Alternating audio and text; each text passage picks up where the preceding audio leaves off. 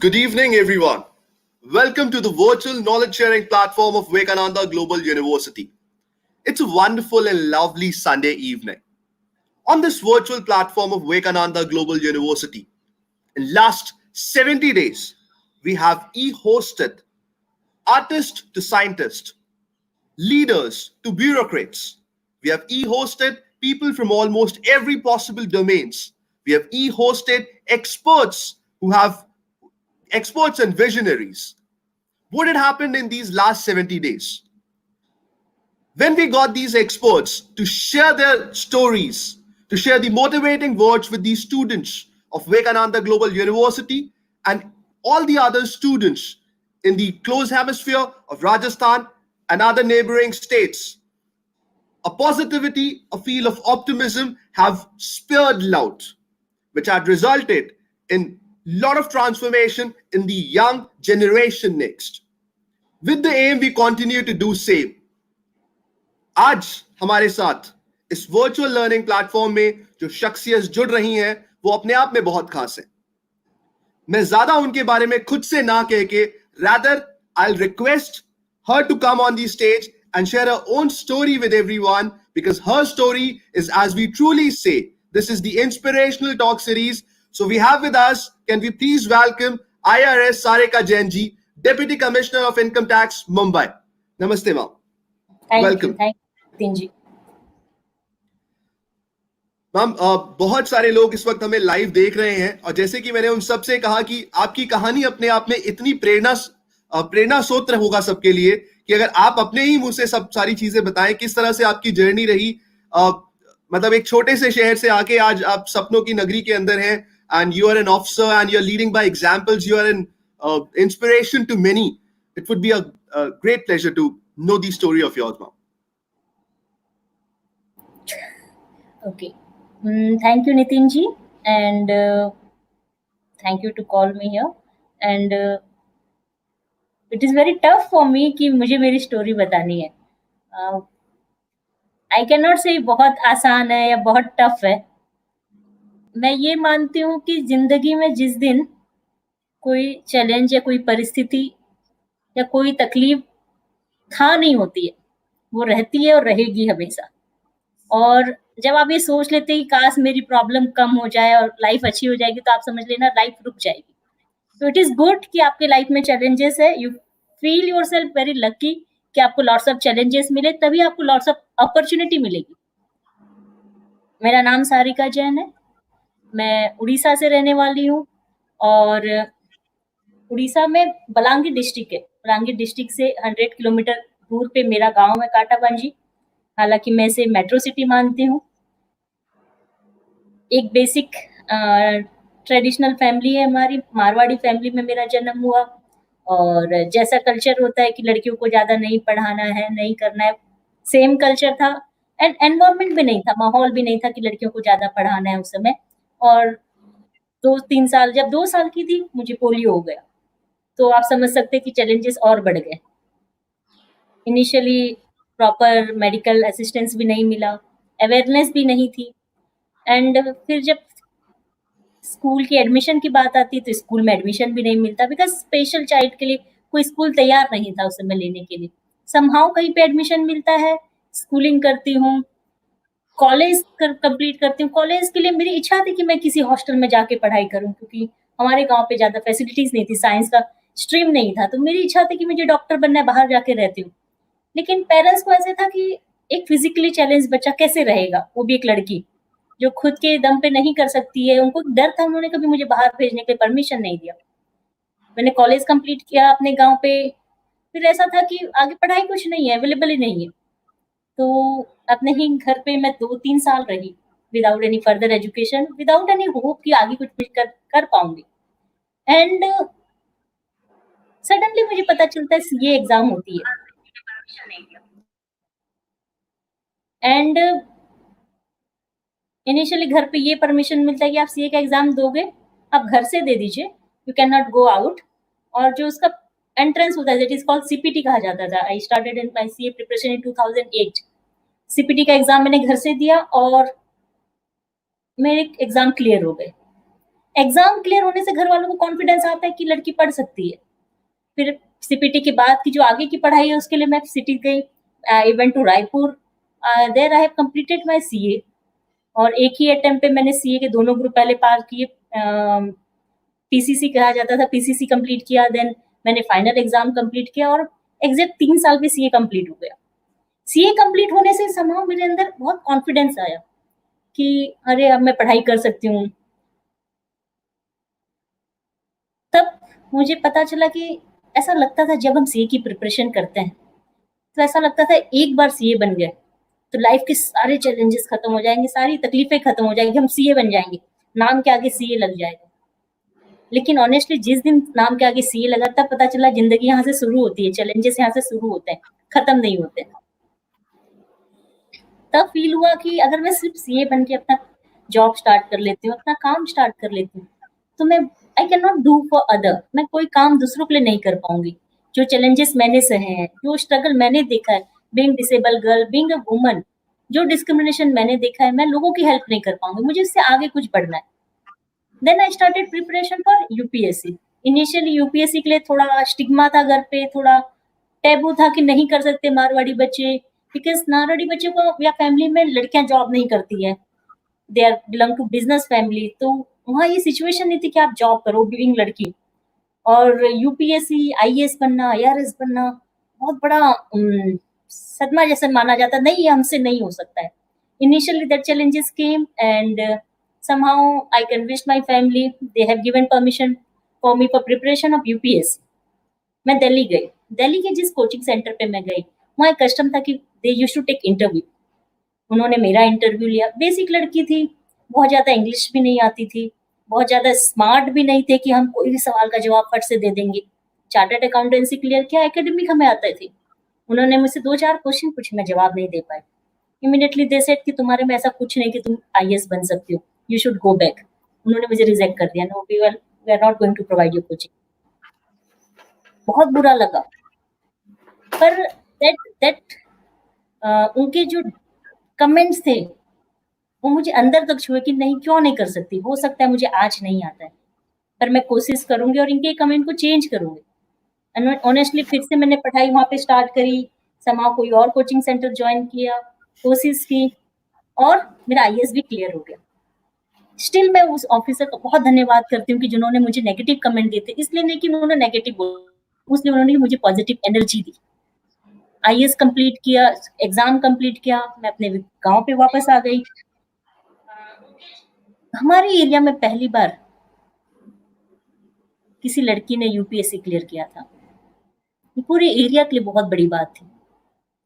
कोई लड़की, फिर मारवाड़ी लड़की, फिर बीइंग डिसेबल लड़की, इस पूरे एरिया के लिए एक नई सी चमक सी आ गई, हर लोगों की आस बढ़ गई कि लड़कियां कुछ कर सकती है। उसके बाद गांव में ऐसा माहौल आ गया कि हमें अपने बच्चे को सिर्फ सीए नहीं बनाना है, एमबीबीएस नहीं करवाना है, एमबीए नहीं करवाना है, उसके साथ में यूपीएससी की पढ़ाई भी करवानी है। मेरे नॉलेज में जितने, मुझे मेरे ख्याल से आजकल 50 से 60 बच्चे आज प्रिपरेशन कर रहे हैं और हर साल कोई ना कोई हमारे इस गांव से एक बच्चा सिविल सर्विस में जरूर आता है। ऐसा नहीं कि आप सर्विस पे आ गए, आपके नाम के आगे आईएएस, आईआरएस, आईपीएस लग गया तो चैलेंजेस कम हो गए या तकलीफ कम हो गई, नहीं ऐसा नहीं है, साथ में चलते रहते हैं। पर अच्छा लगता है क्योंकि जिंदगी का नाम ही चलना है, अगर तकलीफें कम हो जाएगी तो आप सीखना भूल जाएंगे। And I am very much happy कि I came into this service and I am very much happy कि मुझे किसी तरीके से गॉड ने डिसेबल बनाया। व्हाई? बहुत बार मैं सोचती हूँ ऐसा क्यों है। कभी कभी तकलीफ भी होती थी पर अब समझ में आता है कि नहीं, this is a special post. IAS IPS तो मुझे गवर्नमेंट ने दिया ये जॉब, लेकिन ये डिसेबिलिटी तो गॉड ने मुझे दी है, कोई स्पेशल पोस्ट दिया, शायद मेरे में कोई कैपेबिलिटी होगी, शायद मैं इस चैलेंज को सह सकती हूँ, इसकी ड्यूटीज को मैं अच्छे से निभा सकती हूँ। तो I feel my self proud कि इस पोस्ट से मुझे बहुत कुछ सीखने के लिए मिला है और I will do my best कि मैं इसके साथ जस्टिस कर सकूं। और इसी इसी पॉजिटिव एनर्जी के साथ मैं चलती हूँ। मैं हमेशा ये सोचती हूँ कि जो भी चैलेंजेस आते हैं हम उस चीज के लिए बने, हमारे में कोई कैपेबिलिटी होगी। जिस तरीके से गेंद को अगर आपको ऊपर फेंकना है, जितना ऊपर फेंकना है तो आपको उसको एक बार नीचे फेंकना पड़ता है। जितनी नीचे जाती है, उससे टकरा कर वो ऊपर जाती है। Same with our life. हम जितने चैलेंजेस, जितने तकलीफ, जितने स्ट्रगल देखते हैं, हम उतना ऊपर जाते हैं। जब इंसान के सपने बड़े होते हैं, तो उनके संघर्ष कैसे छोटे हो सकते हैं? छोटे संघर्ष वालों का सपना बड़ा नहीं हो सकता, उनकी मंजिल बड़ी नहीं हो सकती। यही मैं बताना चाहूँगी नितिन जी मेरी लाइफ के बारे में।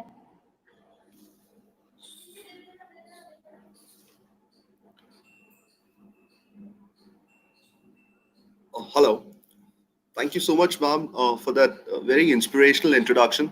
और जिस तरह से आपने कहा कि जिनके सपने बड़े होते हैं उनके संघर्ष कभी छोटे नहीं हो सकते, इतिहास भी इस चीज का साक्षी रहा है कि जिसने भी अवधारणाओं का रुख बदला है, जिसने भी दुनिया बदली है, वो बहुत से संघर्ष से होते गुजरा है। और जिस तरह से आपने भी बताया कि जैसे आपके गांव से ही अगर हम बात करें, तो जब आप बदले, आपने प्रूफ करके दिखाया अपने आप को, तो उसके बाद एक लहर चल गई उसकी, और बहुत सारे परिवार जो हैं अपने घर के बच्चों को उस चीज में कि वो आगे बढ़े उसके लिए सपोर्ट करने लगे। तो एक जब कोई जो पहल करता है उसे जरूर से कुछ तकलीफों का सामना करना पड़ता है, बट उसके पीछे फिर दुनिया चलती है, और इसी का नाम शायद जिंदगी है। और आपने कहा कि चलने का नाम ही जिंदगी है।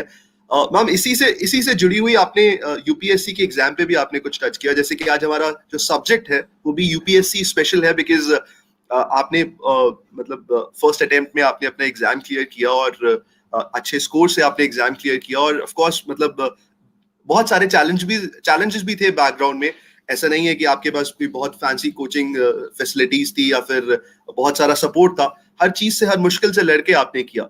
आज भी मैम इस एग्जाम का जो क्रेज है, सिविल सर्विसेज का जो क्रेज है, वो जैसा पहले था वैसा ही आज है।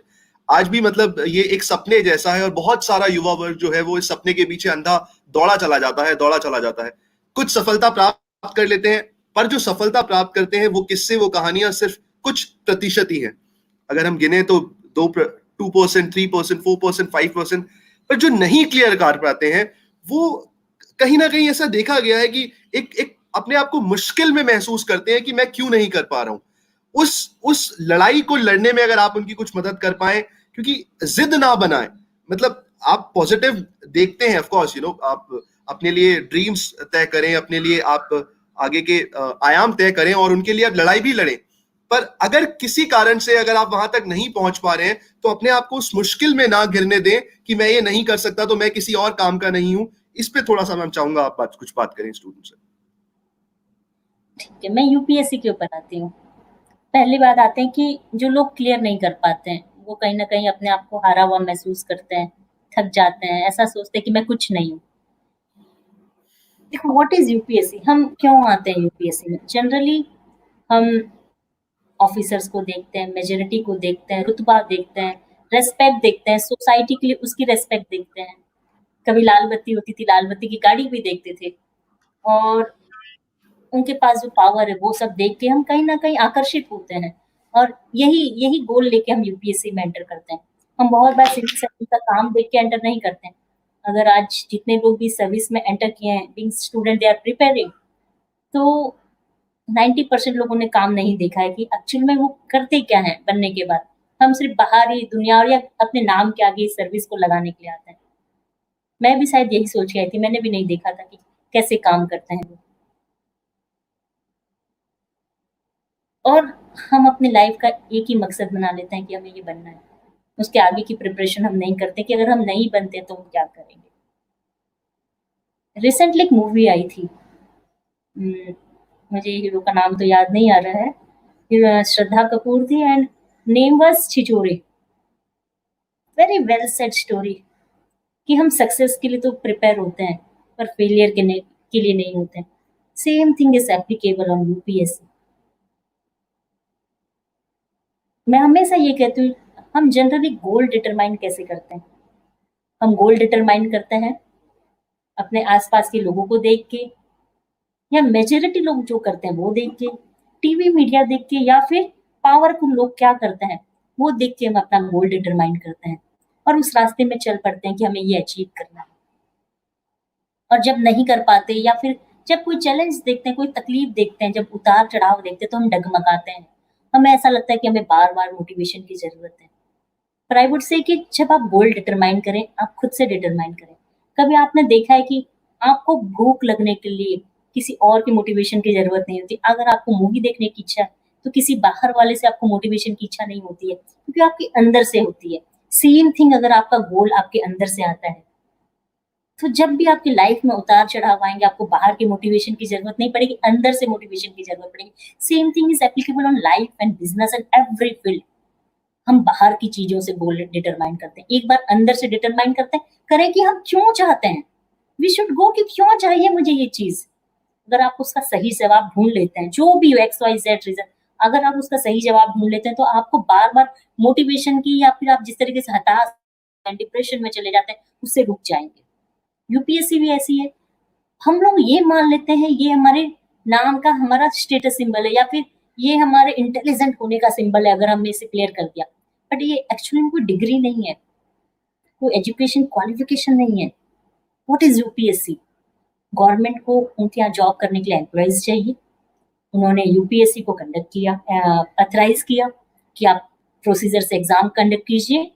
मेरिट लिस्ट में जो बच्चे आते हैं, आप दीजिए, हमें उन्हें एग्ज़ाम एज़ अ जॉब में हम रिक्रूट करते हैं। तो UPSC is the exam conducting body. पर हम उसे सोच लेते हैं कि ये हमारा मेरिट डिसाइड करता है, यही हमारी डिग्री से हमारी इंटेलिजेंस डिसाइड करता है, ऐसा नहीं। 5 से 10 लाख लोग बच्चे 5 से 10 लाख एस्पिरेंट, बच्चे भी नहीं कह सकते हैं, एस्पिरेंट कहेंगे। Aspirant usually try for UPSC. Vacancy list 800 से 1000 होती है। तो यू कैन नो कि 10 लाख लोगों में सिर्फ 1000 लोग ही इस साल सिलेक्ट होने वाले हैं, कोई एक जॉब के लिए। बाकी रेस्ट को तो वापस ही जाना है घर। हम उस चीज़ के लिए खुद को प्रिपेयर ही नहीं कर पाते हैं कि वी कैन आल्सो अनसिलेक्टेड, हमें क्या करना है। ये कॉम्पिटिटिव एग्ज़ाम है, ये लाइफ एग्ज़ाम नहीं है। इससे ये डिसाइड नहीं होता कि आप फेलियर हैं, आप कुछ नहीं कर सकते। लेकिन हम अपने आप को इतना ढाल लेते हैं कि हम ये समझते हैं अगर ये काम मुझसे नहीं हुआ तो मुझसे कुछ नहीं होगा। हम ये भूल जाते हैं before coming to this service preparation we are MBBS, we are CA, we have cleared any graduation degree. Enter करते हैं, एग्ज़ाम देते हैं, कम्पीट करते हैं और पास हो जाते हैं और एग्ज़ाम में अपनी सर्विस जॉइन कर लेते हैं। लेकिन बहुत बार हम उसके नेक्स्ट नतीजे के बारे में प्लान नहीं करते हैं। व्हाट इफ अगर हम इसे क्लियर नहीं कर पाते हैं तो? जब प्रिपरेशन करते हैं, तब मेरा ये सजेशन रहता है कि आप 100% होल हार्टेड होके इसे अपना टाइम दीजिए। विदाउट थिंकिंग इफ बट, ये मेरे पास अपॉर्च्युनिटी है, ये मेरा अपॉर्च्युनिटी कॉस्ट है, बेस्ट अल्टरनेटिव है। हम बहुत बार जब प्रिपरेशन करते हैं, प्रिपरेशन करने से पहले का ये सारा एग्जाम फॉर्मूला होना चाहिए, सारा होमवर्क होना चाहिए। और एक बार जब आप इस पे कूद गए, तब एक ही फॉर्मूला होना चाहिए कि भाई इस एग्जाम में फुल 100% अपने आप को दे सकें। लेकिन हम प्रिपरेशन करने के समय जब स्टार्ट कर चुके हैं, उसके बाद हम कैलकुलेशन स्टार्ट करते हैं कि अब मेरा बेस्ट जॉब क्या है, मेरे पीयर ग्रुप कहाँ चले गए, वो लोग का कौन सी जॉब में कर रहे हैं, वो यहाँ पहुंच गया, मैं यहाँ बैठा हूँ। ये सब चीजें कहीं ना कहीं हमारे परफॉर्मेंस को वीक कर देती है और ऐसा बहुत बच्चों के साथ होता है। इसलिए मैं हमेशा कहती हूँ कि जो भी सोचना आप एंटर करने से पहले सोचिए, और एक बार एंटर कर लिया तो एक ही एम बनाइए कि मैं घुस चुका हूँ तो मैं बन के ही निकलूं। और एक टाइम फिक्स कर लीजिए कि मुझे इतना ही टाइम इसे देना है। और अगर उस समय पे नहीं होता है तो अपने आप को फेलियर नहीं समझना है, अपने आप को हारा हुआ नहीं समझना है। Will come back and will do whatever we are do. मेरा सजेशन हर पेरेंट्स को रहता है, हर बच्चों को रहता है, चाहे उसे सिविल सर्वेंट बनना हो या ना बनना हो, एक बार इसकी प्रिपरेशन जरूर करें। इसकी प्रिपरेशन इतनी वास्ट होती है, आपके विजन चेंज हो जाते हैं। आप क्रिटिसाइज करना लोगों को भूल जाते हैं, आपको समझ में आता है कि चीजें काम कैसे करती है, सिस्टम काम कैसे करता है। 4 लोगों को संभालना ईज़ी होता है, पर 130 करोड़ की जनता को संभालना है, उनके बारे में चीज़ें बनानी, उनके बारे में पॉलिसीज़ बनानी, उनके बारे में सोचना है, इतना आसान नहीं होता है। इस प्रिपरेशन से आपको हेल्प मिलती है, आप उलझ-बुल चीज़ों से बाहर हो जाते हैं। और जो भी लोग डिप्रेस्ड होते हैं, हार मान जाते हैं, डोंट डू लाइक दिस। ये ज़िंदगी नहीं है। मायने ये नहीं रखता है कि आप कितने सफल हैं, मायने ये नहीं रखता कि आप कितने सफल हैं, मायने ये रखता है कि क्या आप उतने सफल हैं जितने होने चाहिए। कोई डिग्री आईएएस, आईआरएस, आईपीएस लग जाने से आप सफल नहीं बनेंगे। आप अपने आप को ऐसा बनाइए कि आप जिस फील्ड में काम करें, जहाँ भी काम करें, आपसे कोई ज़्यादा बेस्ट ना हो। You will become best person. यही कहना था नितिन जी मुझे।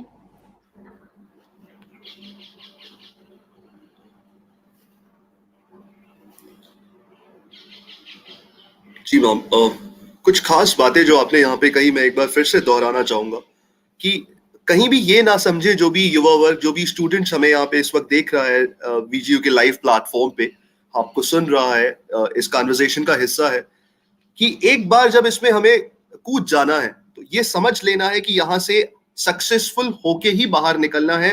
बीच में गिव अप करने की सोच ना आए। ये एक बहुत अहम बात जो है आपने यहाँ पे कही है। उसके अलावा ये भी आपने कहा कि सिर्फ यही टैग ऐसा नहीं है जो एक स्टूडेंट का या फिर किसी भी शख्स का सक्सेसफुल होना या नॉन सक्सेसफुल होना डिफाइन करता है।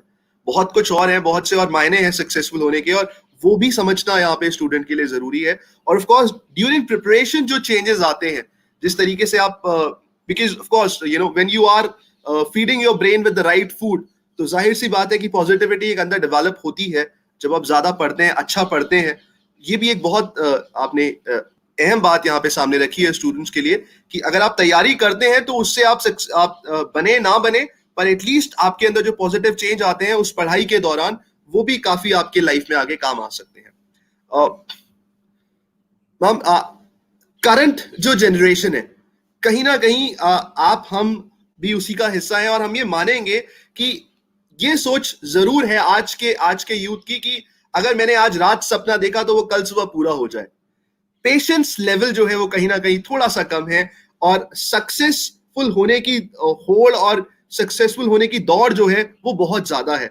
और कहीं ना कहीं ऐसा भी देखा जाता है कि उसके लिए जो जो बैकग्राउंड में एफर्ट्स है उसका दायरा कहीं ना कहीं सीमित है। इन सबको आप किस तरह से देखती हैं, और आप क्या संदेश देना चाहती हैं इस नई जनरेशन को, या फिर जो अभी बहुत सारे जो स्टूडेंट्स हैं जो ग्रेजुएट होके अभी कॉलेज से बाहर निकलेंगे, अपने करियर के लिए आगे सोचेंगे, उनको आप क्या कहना चाहती हैं कि इस तरह से मतलब अर्जेंटली सक्सेसफुल होने की एक होड़ जो है उस पर आपकी क्या सोच है?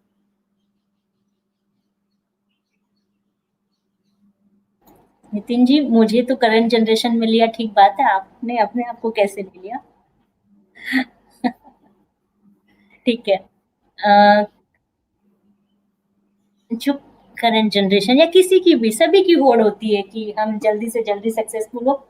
बहुत अच्छी बात है, बीइंग पॉजिटिव रहना एंड कोशिश करना और जल्दी अपने गोल को अचीव कर लेना इज वेरी नाइस कंसेप्ट।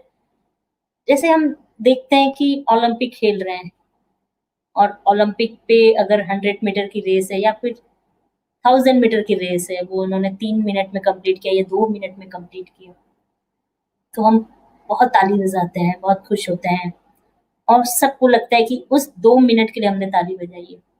पर उस 2 मिनट के लिए उस एथलीट ने अपने साल भर की प्रिपरेशन की होगी। तो अगर आपको जितनी बड़ी सफलता चाहिए, जितनी लंबी सफलता चाहिए, जितना बड़ा सक्सेस चाहिए, आपको मेहनत उतनी ही ज्यादा करनी पड़ेगी, उतनी ही इंटेंस मेहनत करनी पड़ेगी।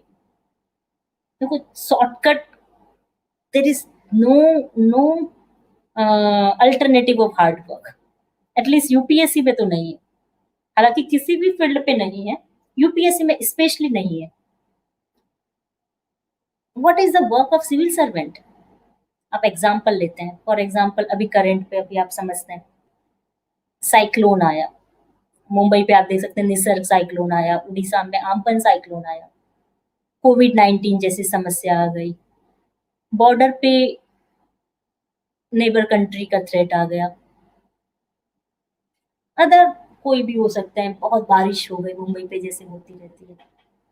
इन सिविल सर्वेंट को तभी काम करना है। आप कैसे सिविल सर्वेंट को प्रिपेयर करेंगे या पसंद करेंगे?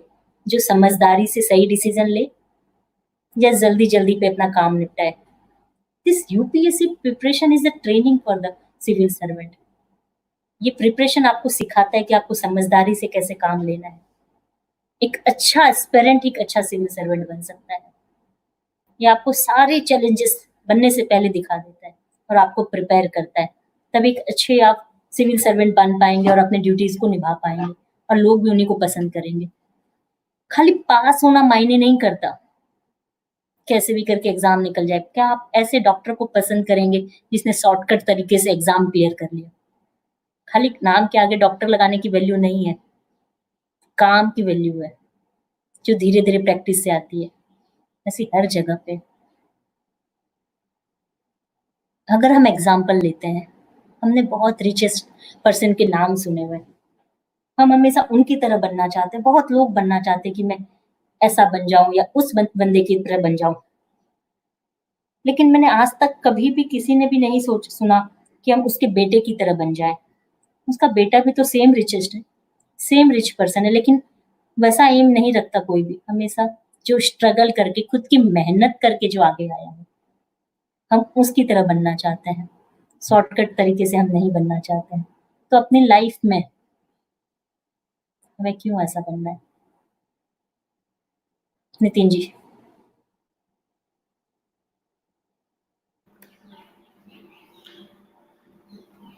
मैम, जैसे आपने भी अभी फिर से यूपीएससी के ऊपर जो अपने पॉइंट्स रखे हैं, मैं उसी को आगे एक बार कंटिन्यूशन में लेके जाना चाहूंगा, क्योंकि इस तरह की क्वेरीज हमारे पास में फेसबुक लाइव और यूट्यूब लाइव प्लेटफॉर्म से आ रही हैं, बिकॉज ये हमारी यूपीएससी स्पेशल टॉक है, इसको आज हमने टैग दिया है।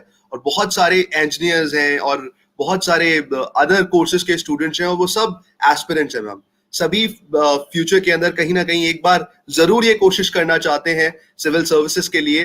तो इस पे आप थोड़ा सा और अगर डिटेल में बता पाएं कि कौन से सब्जेक्ट्स हैं, अगर उन्हें चूज करें तो शायद उससे और हेल्प मिल सकती है, या किस तरीके से अपनी तैयारी को वो लोग कैटेगराइज करें, किन चीजों पे ज्यादा फोकस रखें, जनरल नॉलेज की कितनी महत्वता है, रेगुलर रीडिंग को आप कितना मार्क्स देंगी, और इंटरव्यू स्किल्स पे कैसे डेवलपमेंट कर सकते हैं। थोड़ा इस पे और अगर आप डिटेल दे पाए। Sure Nitin ji, is it possible कि I can also see their questions? ऐसा पॉसिबल है मेरे चैट रूम पे आ सके उनके क्वेश्चंस? ठीक है मैम, मैं टेक टीम को बोलता हूँ, वो कुछ क्वेश्चंस को आगे भी फ्लोट करेंगे मैम, डेफिनेटली। श्योर। तो will go through the syllabus, ठीक है? यूपीएससी का सिलेबस, मैं इसके प्रोसीजर पार्ट पे जाती हूँ। What is UPSC? यूपीएससी को मैं बेसिक समझाती हूँ। If you are a layman तो आपको कैसे समझना है। यूपीएससी का एग्जाम सबसे प्लस पॉइंट होता है, यूपीएससी का एग्जाम 1 साल के अंदर कंप्लीट हो जाता है प्रोसेस और रिजल्ट आ जाते हैं। प्लेसमेंट भी at the end of the year आपके हो ही जाते हैं। 3 लेवल पे एग्जाम होता है। First is prelims, preliminary, second is mains, third is interview and fourth is medical examination. First जो प्रीलिम्स होते हैं वो सब्जेक्टिव होते हैं, आपको ऑप्शन दिए जाते हैं। आपको ऑब्जेक्टिव होता है, आपको ऑप्शन दिए जाते हैं and you have to choose the correct answer, और नेगेटिव मार्किंग होती है गलत मार्क्स के लिए। सेकंड होता है मेंस, जो राइटिंग होती है, सब्जेक्टिव होते हैं, डिटेल आंसर लिखना पड़ता है। और फाइनल होता है इंटरव्यू, जो ओरल होते हैं। Prelims is equal for all over India, सभी स्टूडेंट के लिए प्रीलिम्स जो ऑब्जेक्टिव होते हैं वो समान होते हैं। उसमें सीसेट एक पेपर होता है और एक जनरल स्टडी से रिलेटेड पेपर होता है। हम जनरल स्टडीज को कहीं ना कहीं जीके समझ लेते हैं। हम बहुत बार बोलते हैं नहीं यार मैं आईएएस नहीं बन सकता, मेरा जीके वीक है। और जीके का मतलब हम समझते हैं सारे कंट्रीज के नाम याद रखना, उनके कैपिटल याद रखना, उनकी करेंसी का नाम याद रखना। ये जीके और मुझे याद नहीं रहता, इसलिए मेरा जीके वीक है। हम अपने बच्चों को भी कहते हैं इसका जीके तो बहुत वीक है। But actually UPSC is not related to GK. ये बहुत बड़ा मिथ है हमारे अंदर। UPSC is related to general studies. What is general studies? General studies का मतलब है बेसिक चीजों के बारे में, जो आम तौर पे जो सारी चीजें आपको देखनी है लाइफ में, उसके बारे में बेसिक नॉलेज होना। आपको ये नहीं पता कि एग्जैक्ट कौन सी लोकेशन पे निसर्ग साइक्लोन स्टार्ट हुआ, पर आपको ये पता रहना चाहिए कि ओके इसके लिए एनवायरमेंट डिपार्टमेंट है, और जो हमें चेक करके बताते रहते हैं कि कब आने वाला है, ये हिट होता है तो हमें क्या रेस्क्यू लेना है, किस चीजें को ज्यादा इफेक्ट करता है, इलेक्ट्रिसिटी के लिए हमें पहले से क्या प्रोविजन बनाना है, अगर रोड पे पेड़ गिर जाते हैं तो उसके लिए क्या प्रोविजन। हमें जनरल अवेयरनेस होना चाहिए, हमारा दिमाग जनरली चलता रहना चाहिए कि उस समय हमें क्या डिसीजन लेना है। इसलिए हमें जनरल स्टडीज पढ़ते हैं कि हर चीजों के बारे में एक्सपर्ट नॉलेज नहीं चाहिए। पर एक जनरल नॉलेज, जनरल अवेयरनेस चाहिए। हो सकता है आज के दिन हमें नहीं पता हो हर चीजों के बारे में, लेकिन धीरे धीरे प्रिपरेशन करते करते वो चीजों के बारे में आपको पता चल जाता है। फिर हमें लगता है क्या पढ़ना होगा इस यूपीएससी के लिए। आपको अगर जिसने प्रिपरेशन स्टार्ट नहीं की है, मैं बताना चाहूंगी बहुत बड़ा सिलेबस या कुछ अलग सिलेबस नहीं होता है। जनरली यूपीएससी में हमारा सिलेबस होता है या हमारी बुक्स होती हैं जो हमने स्कूल में जो बुक्स पढ़ी थी स्टैंडर्ड 6 टू स्टैंडर्ड 12 तक, एनसीईआरटी की बुक वही पढ़नी होती है, क्योंकि सारा ज्ञान तो मैं स्कूल में ही दे दिया है। हमें वापस से वही रिवीजन करके एग्जाम देना होता है। अगर आपने स्कूल की पढ़ाई अच्छे से कर ली है, आई एम श्योर आपको दोबारा लाइफ में कोचिंग लेने की जरूरत नहीं पड़ेगी। आप आराम से यूपीएससी का एग्जाम निकाल सकते हैं। आपको यकीन नहीं हो तो एक बार क्वेश्चन पेपर देखिएगा और अपने स्कूल की बुक से मैच कीजिएगा, आपको सारे आंसर मिल जाएंगे। अगर आज भी कोई पेरेंट्स देख रहा है या बच्चे देख रहे हैं तो बस आपको कुछ नहीं करना है, अपनी स्कूल की पढ़ाई को ध्यान से लगा के करना है। हो सके तो यूपीएससी से रिलेटेड क्वेश्चन पेपर आप साथ में रख लीजिए। आपकी स्कूल कंप्लीट होते होते आप समझेंगे कि यार अब तो मैं एग्जाम देने के लायक बन चुका हूँ। प्रीलिम्स हो गया, मेंस में सेम जनरल स्टडीज होता है, ऑप्शनल पेपर होता है। ऑप्शनल पेपर में देयर इज सम 25-26 ऑप्शनल। आप उसमें से कोई भी एक पेपर चूज कर सकते हैं जो आप जिसमें ग्रेजुएशन किया हो, जिसमें आप कंफर्ट हो, आप उस चीज पे सब्जेक्ट पे एग्जाम दे सकते हैं। लाइक आई हैव गिवन मेरा बैकग्राउंड चार्टर्ड अकाउंटेंसी का था, तो मैंने कॉमर्स एंड अकाउंटेंसी चूज किया because that was more comfortable for me. ऐसे ही हर स्टूडेंट के लिए, हर एस्पिरेंट के लिए अलग अलग सब्जेक्ट पेपर हो सकते हैं। ये बेंचमार्क सेट नहीं है कि this question paper is easy, this is best, this is mark catching, this is the market strategy. आप इस चक्रों पे मत आइए। अपना ऑप्शनल डिसाइड करना है तो सबसे पहले आप यूपीएससी का सिलेबस खोलिए कि कितने ऑप्शनल के पेपर के हमारे पास सब्जेक्ट हैं, आपका बैकग्राउंड क्या है, उस बैकग्राउंड से रिलेटेड आपके पास कौन सा ऑप्शनल अवेलेबल है, उसका सिलेबस क्या है, आप उससे कितना कंफर्टेबल है। फिर उसके बाद उसके क्वेश्चन पेपर को देखिए। एटलीस्ट 2 दिन समय आपको खुद को देना चाहिए। आप दूसरे से मत पूछिए। दूसरों का सवाल का जवाब आपके लिए लाइफ टाइम टेंशन बना के रखिए। आप खुद डिसीजन लीजिए कि मेरे लिए क्या ऑप्शनल पेपर कंफर्टेबल है, क्योंकि प्रिपरेशन आपको करनी है, पढ़ाई आपको करनी है। मार्केट के साथ मत जाइए, this is marketing easy paper, इसकी कोचिंग अवेलेबल है, इसकी books available, don't don't go with that. Always go with your consign कि आपका मन क्या कहता है, आप किसमें ज्यादा कंफर्टेबल है, आप किसमें लिख सकते हैं, समझ सकते हैं। मेंस क्लियर होता है, फिर इंटरव्यू होता है। इंटरव्यू के लिए हमारे मन में या बहुत मार्केट में हवा होता है, बहुत टफ होता है, ये निकल गए तो आप एग्जाम राइटिंग एग्जाम निकालना आसान है, इंटरव्यू निकालना मुश्किल है, पर एक्चुअल में ऐसा नहीं होता है। What is interview? आप खुद सोचिए, अगर आप एम्प्लॉयर है और अगर आपको किसी को जॉब पे रखना है, जब आप इंटरव्यू देंगे तो व्हाट यू विल थिंक, आप क्या पूछेंगे?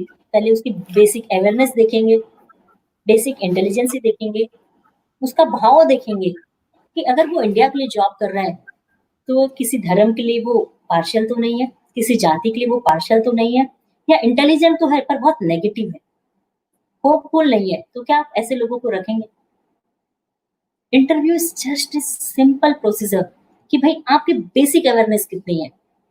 हो सकता है किसी सवाल का जवाब आपको याद ना हो सकता है आप उस समय इमिडिएटली जवाब ना दे सके, पर आप टैक्टफुली कह सकते हैं, आप पोलाइटली कह सकते हैं कि सर अभी मुझे याद नहीं है, मुझे शायद याद नहीं आ रहा है, मुझे याद नहीं है, या आप सॉरी बोल सकते हैं रेदर देन आप गलत आंसर या इंटेलिजेंसी के साथ स्मार्टनेस दिखाएं। सिंपल आप समझ के जाइए कि आपको जॉब में रखना है और आपकी जैसी थिंकिंग है आपको वैसे ही बतानी है, तो definitely won't feel any type of toughness in interview. उसके बाद मेडिकल एग्जामिनेशन होते हैं। whoever is got through in this UPSC interview, उनको मेडिकल एग्जामिनेशन के लिए कॉल किया जाता है। जो बेसिक रूल दिए हुए हैं नोटिफिकेशन पे कि ये उसके मेडिकल रिक्वायरमेंट, आप उसको क्लियर करते हैं, टेस्ट किया जाता है, then you will select for the UPSC examination. Preparation कैसे करें, टाइम मैनेजमेंट कैसे करें, स्ट्रेटेजी क्या बनाए? देखिए, यहाँ कोई बेंचमार्क फॉर्मूला नहीं है या कोई सेट रूल है या एसओपी नहीं है। It is different with every aspirant. आपकी क्या कैपेसिटी है, आपकी क्या थ्रेड्स है, अपॉर्चुनिटीज है, आप किसमें वीक हैं, ये आप ही डिसाइड कर सकते हैं। अगर मैं किसी सब्जेक्ट में बहुत स्ट्रांग हूँ, तो I don't require to read continuously that subject. तो मेरा हमेशा ये मानना रहा है कि जब आप यूपीएससी की प्रिपरेशन स्टार्ट करें, हर वो एरिया जिसमें आपको तकलीफ होती है, आपको वीकनेस लगती है, like I am from commerce background, तो मुझे साइंस एंड केमिस्ट्री बहुत वीक लगता था जब मैं प्रीलिम्स के लिए प्रिपेयर करती थी। तो मैं सबसे ज्यादा टाइम उस चीज पे देती थी कि जहां मेरा वीक एरिया उसको मैं पहले खत्म करूं, उसको मैं कंप्लीट करूं। पर सेम डे मैं 1 hour 1 hour I use to give the area where I am feeling very much strong myself. Balance करके चलना है आपको। देखिए, अगर आप सोचते हैं कि मुझे एकदम आसान सा चीज मिल जाए, आसान से रास्ते मिल जाए कि मैं क्लियर कर लूं, तो you are not a good civil servant. आप एग्जाम क्लियर कर भी लेंगे तो सिविल सर्वेंट बनने के लायक नहीं है, क्योंकि वहां तो आपको आसान की जिंदगी नहीं मिलने वाली है। तो आप मत आइए, क्योंकि आप फिर उसको सह नहीं पाएंगे। जनरली क्या होता है, हम यूपीएससी प्रिपरेशन में कुछ बेसिक गलतियां करते हैं। पहली गलती, हम मार्केट के साथ बहुत चलते हैं। लोग क्या कहते हैं हम उसको बहुत फॉलो करते हैं, रदर देन हम अपने आप की सुनते हैं। फर्स्ट। सेकंड, हम रोज अपनी बुक्स चेंज करते रहते हैं। लोग आज ये मैगजीन पढ़ रहे हैं, हमने सुना ये अच्छी है, वो स्टार्ट करिए। आप अपनी मैगजीन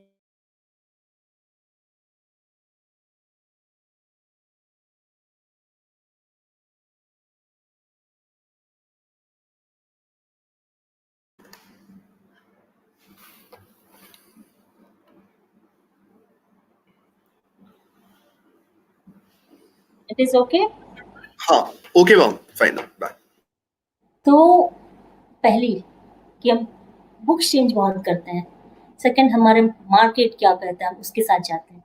थर्ड, हम हमेशा पढ़ाई करते समय चीजों को ट्रांसफर बहुत करते हैं।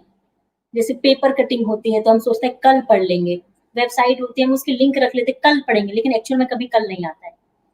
फोर्थ, हम दूसरों को पढ़ते हुए देख के बहुत ज्यादा जेलस फील करते हैं या इंफीरियर फील करते हैं, यार वो ज्यादा पढ़ रहा है। Don't do that. आप अपने पे विश्वास कीजिए। आप कम पढ़ रहे हैं, ज्यादा पढ़ रहे हैं, आप पढ़ रहे हैं। अगर आप ये सारी चीजें आपके अंदर लाते हैं तो आप अपनी कहीं ना कहीं क्षमता को कम कर रहे हैं। फिफ्थ, मैक्सिमम बच्चों के साथ क्या होता है, revision. There is 3 type of student. First is extreme intelligent, जिन्हें एक बार पढ़ते हैं तो लाइफ टाइम में दोबारा पढ़ने की जरूरत नहीं, कंसेप्ट बहुत क्लियर हो जाते हैं। And the third one is very poor kind of student, they have to read continuously. और जो सबसे ज्यादा कैटेगरी होती है, एवरेज काइंड ऑफ स्टूडेंट, कि समझ में आती है चीजें पर याद नहीं रहती है। आज पढ़ते हैं, कल भूल जाते हैं, कल पढ़ते हैं, परसों भूल जाते हैं। मेरे साथ भी ऐसा होता था। I always count me in average student. चीजें समझ में आ गई पर याद नहीं रहती थी। अगर आप भी ऐसे ही हैं तो उनके लिए मैं ये फॉर्मूला कहूंगी जो मैंने फॉलो किया, what I used to do. मुझे हमेशा ऐसा लगता था कि अगर मैं साल भर में जितना भी पढ़ लूं, अगर एग्जाम से पहले रिवीजन मैंने नहीं किया तो मुझे याद नहीं रहती थी। तो मैंने आज से ही एग्जाम की तैयारी करती थी। मैं हमेशा सोचती थी अगर आज मैं पढ़ रही हूँ और कल मेरा एग्जाम है तो मुझे चीजें कैसे याद रहती। मैं हमेशा इसकी शॉर्ट नोट्स प्रिपेयर करती थी और एकदम कॉम्पैक्ट नोट प्रिपेयर करती थी कि एग्जाम के समय कम से कम ये सारे के सारे मैं रिवाइज कर पाऊँ। रेदर देन फॉलोइंग 10 बुक्स, मैं एक ही बुक को 10 बार पढ़ती थी। अगर ये फॉर्मूला आप अपनाते हैं, somehow you will get successful definitely. मैं जब भी प्रिपरेशन करती थी मुझे हमेशा ये लगता था, मैं अपने आप को ऐसा मानती थी बहुत एवरेज थी सच में। मैं सोचती थी लोग कैसे इतने इंटेलिजेंट होते हैं, और मैं ये सोचती थी अगर मैं पास हो गई तो डेफिनेटली हर कोई पास हो सकता है। आज जब मैं एग्जाम से क्लियर किया तो मैं ये सोचती हूँ अगर मैं निकल गई आप लोग भी निकल सकते हैं, लेकिन आपको कंटिन्यूअस मेहनत करनी पड़ेगी, शॉर्टकट नहीं चलेगा। यही कहना था नितिन जी। हम जिस तरीके से हमारा सब्जेक्ट है यूपीएससी स्पेशल सक्सेस मंत्रा, आपने पिछले 15 मिनट में एक एक स्टेप को जितनी बारीकी से समझाया है स्टूडेंट्स को, I can assure on this on behalf of students to you कि मुझे लगता है कि जितने भी स्टूडेंट्स तैयारी कर रहे होंगे सबको बहुत मदद मिली होगी। और जैसे आपने इतना हम्बली और इतना मॉडेस्टली आप अपना एग्जाम्पल आपने बताया कि आप एक एवरेज स्टूडेंट थी, जिससे स्टूडेंट्स को कनेक्ट हो पा रहा होगा, जबकि मैं नहीं मानता हूँ ऐसा है। पहली बार में आपने इतने अच्छे मार्क्स से सारे एग्जाम्स क्लियर किए, चाहे वो चार्टर्ड अकाउंटेंट हो या फिर वो यूपीएससी हो, पर आपने जिस तरह से स्टूडेंट्स के साथ में कनेक्ट करके उनको ये बात कही कि वो भी अगर चाहे, एक एवरेज स्टूडेंट भी क्लियर कर सकता है, बस एक प्रिपरेशन स्ट्रैटेजी होनी चाहिए, और वो ही सबसे अहम है जो रोल प्ले करती है। Ma'am, also in this conversation you have talked about कि हम ये तो देखते हैं कि पर्क्स क्या हैं, पर हम चैलेंजेस नहीं देखते हैं। मैम, ये एक बहुत इंपॉर्टेंट पहलू है जिसपे मैं आपकी थोड़ी सी और डिटेल्स चाहूंगा, बिकॉज स्टूडेंट सिर्फ वो ग्लैमरस साइड ही देख पाते हैं, जैसे चाहे वो एक्टर बनने का हो, चाहे वो यूपीएससी ऑफिसर बनने का हो, कि ग्लैमर पोर्शन तो सबको दिखता है, पर उसके पीछे की प्रिपरेशन और उसके बाद के चैलेंजेस, वो एक ऐसा पहलू है जो कहीं ना कहीं रह जाते हैं। आप खुद इंडस्ट्री में हैं, मतलब आप एज एन ऑफिसर हैं, तो I am sure who better than you to explain कि क्या मुश्किलें होती हैं, कितना टफ माइंडसेट चाहिए होता है सर्वाइव करने के लिए और आगे प्रोग्रेस करने के लिए और सारी चीजों को स्टेबलाइज करने के लिए। Challenges of the service basically. कहने को हम आईएएस ऑफिसर है, आईपीएस ऑफिसर है, आईआरएस ऑफिसर, एक्चुअल में हम लोग सर्वेंट है, एम्प्लॉई है, हम जॉब कर रहे हैं। एक्चुअल में हम ये भूल जाते हैं, ये मान के आइए कि आप किसी के अंडर जॉब कर रहे हैं। हम सर्वेंट है, हम आपके नौकर हैं, हम सरकार के अंदर काम करते हैं, सरकार हमें सैलरी देती है, हम एक सैलरी एम्प्लॉई है, भले आप हमें जितना भी पावरफुल माने। ये पहली सच्चाई है। सेकंड, आपको एक सिस्टम पे काम करना है। आप ये सोचते हैं कि मैं एक बार सर्विस में आऊंगा, मैं ऐसा कर दूंगा, मैं वैसा कर दूंगा, मैं फोड़ दूंगा, प्रैक्टिकली नॉट पॉसिबल। आपको सिस्टम के साथ जो रूल रेगुलेशन है, वो प्रोसीजर को फॉलो करना है, वो हायरार्की फॉलो करना है, जो हम कभी लाइफ में नहीं सोचे होते हैं। Third, in many cases it is a transferable job. ये आपका कंफर्ट जोन नहीं हो सकता है। आपको एक सिटी से दूसरी सिटी जाना पड़ता है, आपके हिसाब से नहीं चलता है। हो सकता है आपके बच्चों को ट्रांसफर करना, आपकी फैमिली को सेटल करना, ये लाइफ टाइम आपके साथ लगा रहेगा। ये सोच के आइएगा। Fourth, with the change of city आपको हर बार ऑफिस चेंज करना है। आप समझ सकते हैं जब एक बच्चे को स्कूल चेंज करना होता है कितना पेन होता है। आप समझ लीजिए आपको यहाँ हर साल 2 साल 3 साल 4 साल में ऑफिस चेंज करना है। आपको नए माहौल बनाना है, नए लोगों के साथ काम करना है, हर साल नई पोस्टिंग देखनी है। आपके बॉस हर साल चेंज होते हैं, आपको उनके साथ कॉप अप करना है। ये आपके लिए चैलेंज हो सकता है, या फिर अपॉर्चुनिटी, आप सीखने को भी बहुत मौका मिलेगा। फिफ्थ, हम सोचते हैं बहुत लग्जरी के साथ जिएंगे, बहुत आराम के साथ जिएंगे, हमें कोई टेंशन ही नहीं होगा, पावर ही पावर। एक्चुअल में ऐसा नहीं होता है। हो सकता है आपको बहुत सारी लग्जरी मिले भी, सहूलियत भी मिले, पर उसके साथ बहुत सारे चैलेंजेस भी मिलेंगे। हर बार चीजें समान नहीं होगी। आपको चीजों को एक्सेप्ट करना पड़ेगा एज इट इज, जैसे आपको उनके साथ चलना पड़ेगा। अगर आपका माइंड ये सब के लिए प्रिपेयर है कि आप अप के साथ डाउन भी झेल सकते हैं, तो you should only come to the service. Otherwise अपने आप को तकलीफ मत दीजिए। आपको शायद पता नहीं होगा, अगर आप आईपीएस की जॉब देखते हैं, जब आप होली मनाते हैं, आप दिवाली मनाते हैं, वो आपकी रक्षा के लिए बाहर खड़े करते हैं। जब सबसे ज्यादा एंटरटेनिंग डे होता है, जिस दिन आप क्रिकेट खेलने जाते हैं, स्टेडियम में सबसे बड़ा प्ले होता है, तब वो बंदोबस्त में लगे रहते हैं। आज भी आप देख सकते हैं, जब कोविड-19 है, जब हम घर पे बैठे हैं, आप घर पे बैठे हैं, तो रेलवेज वाले, बस वाले, पुलिस डिपार्टमेंट वाले, एडमिनिस्ट्रेशन वाले, पॉलिसीज मेकिंग वाले, सब अपनी जान को अपने हाथों पे लेके बाहर निकल के काम कर रहे हैं। अगर आप सिविल सर्वेंट है तो आपको देश के लिए करना पड़ेगा as per the job requirement. तो ये सब चैलेंजेस भी हो सकते हैं, या अपने आप को लकी मानिए। मैं I always feel my self lucky. मुझे कोविड-19 में बहुत दुख होता है कि मैं डॉक्टर नहीं हूँ। जिस दिन से कोविड आया तब से मुझे अंदर से दुख होता है, काश मैं एक डॉक्टर होती तो आज मैं कहीं ना कहीं किसी हॉस्पिटल में किसी को सेवा दे रही होती। तो ये मेरे लिए चैलेंज नहीं होता अगर मैं डॉक्टर होती, मेरे लिए खुशी की बात होती कि मुझे अपॉर्चुनिटी मिली है। तो ये आपके ऊपर, आप उसको कैसा लेना चाहते हैं। आप देश सेवा करने के लिए आ रहे हैं या क्या करने, पर भूलिए मत, this is only job, not powerful stigma कि मुझे ये पावर मिल रहा है। ये सोच के साथ सिर्फ एंटर मत कीजिए। मिल गया तो बहुत अच्छी बात है, नहीं भी मिला तो भी खुश रहना है। ये सोच के साथ आप आइएगा जी। और यहाँ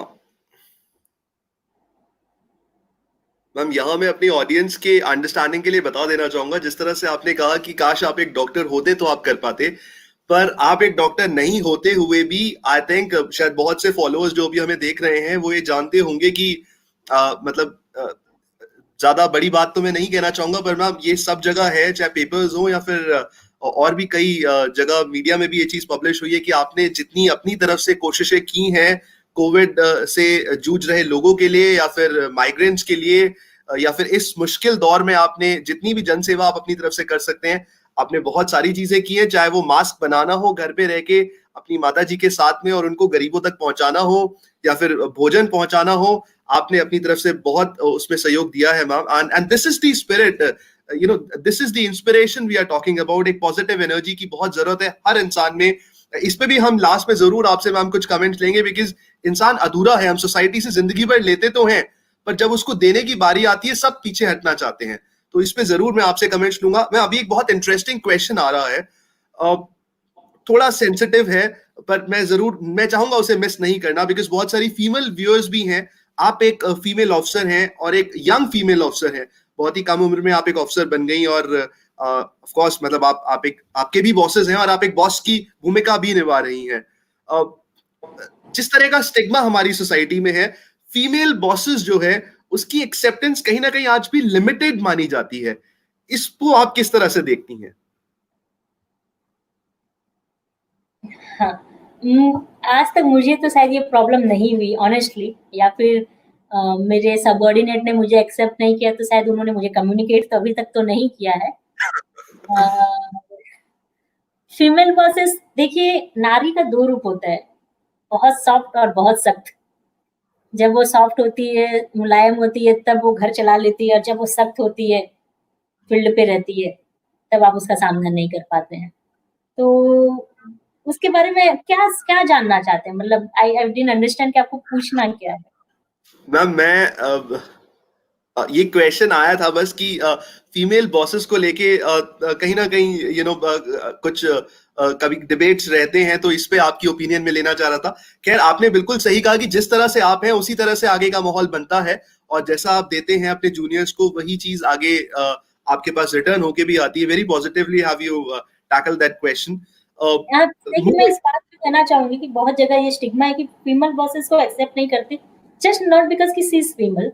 कहीं कहीं हमारे अंदर हम इन कंपेयर टू अदर करते हैं, मेल से कंपेयर करते हैं, तो फीमेल बॉसेस सम केसेस में, नॉट 100%, सम केसेस में some female bosses are very adamant kind.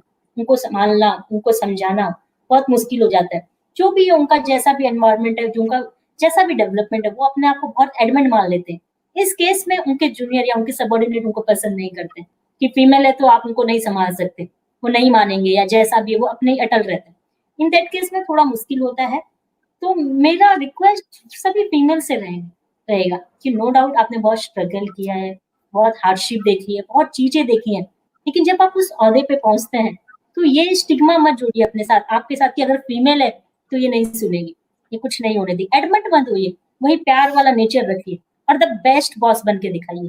तो सोसाइटी में जो डिफरेंसेस होते हैं, मेल बॉसेस ऐसे, फीमेल बॉसेस ऐसे, वो कम हो जाएंगे। उसके लिए हम खुद जिम्मेदार है, उसे कम करना है। मैं भी कोशिश करती हूँ कि मेरे साथ ये टैगलाइन ना जुड़े फ्यूचर में, कि लोग फीमेल बॉसेस पसंद करना ही भूल जाए। बहुत ही खूबसूरत है आपने अभी जो बात कही है मैम की बेस्ट बॉस बन के दिखाएं। ये भी of course this is to all the managers. I mean जितने भी स्टूडेंट्स ग्रेजुएट होके यहाँ से निकलेंगे, they will be working and they will be soon becoming substantial managers. तो उन सबके लिए भी ये मैसेज है that try and be the best boss you can, and of course खुद भी बढ़े and lead by examples and let your team also lead और and look up to you as a point of inspiration. Talking of एक incidence याद आया। जब हम office में काम करते हैं, कोई भी हो, प्राइवेट हो, पब्लिक हो, आपको कभी भी सबऑर्डिनेट्स मिलते हैं, आपकी मर्जी से तो सबऑर्डिनेट्स नहीं मिलते हैं। तो मेरे साथ एक ऐसा इंसिडेंस हुआ था। मैं एक नई पोस्टिंग पे गई थी, नया नया रिक्रूटमेंट हुआ था मेरा, और बहुत चैलेंजिंग वाला पोस्ट था वो मुंबई पे। और that time I get one subordinate was very fresh to that department, उस जॉब के लिए उसे कुछ नहीं आता था। And I was feeling very awkward situation. मैं अंदर से आपसे ग्रीवियंस फील कर रही थी। I went to my senior boss and I said continuously, sir बंदा नया है, इसको नहीं आता है, इतने चैलेंजिंग पोस्ट के लिए आप इनको क्यों दे रहे? मैं भी फर्स्ट टाइम आई हूँ, मुझे कोई एक्सपीरियंस बंदा चाहिए। देन व्हाट ही सेड, कि डिपार्टमेंट में एक्सपीरियंस बंदे के साथ तो आराम से काम कर लोगे, लेकिन एक नए बंदे को आप काम सिखा के जाओगे तो डिपार्टमेंट में इससे बड़ा कंट्रीब्यूशन आपका नहीं हो पाएगा।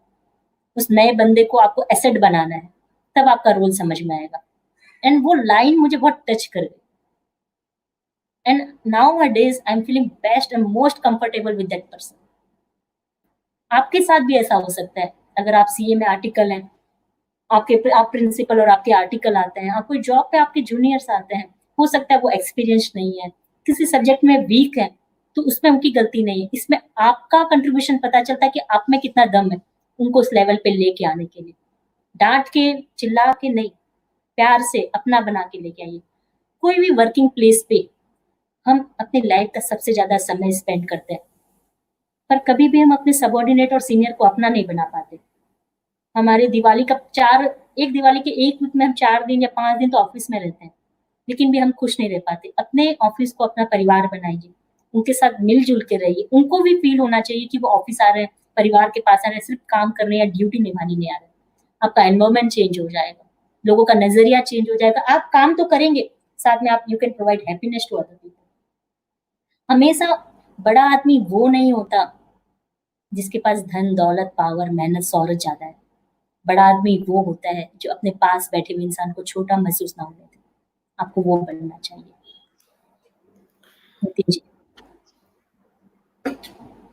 बहुत खूबसूरत बात मैम यहाँ पे आपने कही कि वाकई में बड़ा शख्स वही होता है, और ये हमने हमेशा देखा है। I mean world is full of examples. I mean how great a human is always being acknowledged or could be well measured by the humbleness and the modesty he possesses, or nobody can take that fact out of being successful.